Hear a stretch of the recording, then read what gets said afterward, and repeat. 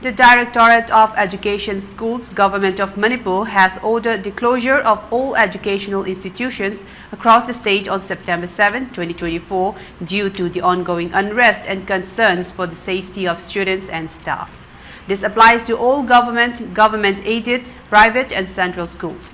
In an official statement, the Directorate emphasized the need for immediate action to ensure the well-being of students and teachers. All zonal education officers have been instructed to disseminate this information within their respective jurisdictions and implement the necessary measures. This order was issued with the approval of the state government and will remain in effect until further notice. The decision comes in the wake of a sophisticated long-range bomb attack that rocked the locality of Moirang in Bishnupur district, claiming the life of one individual and injuring 5 others.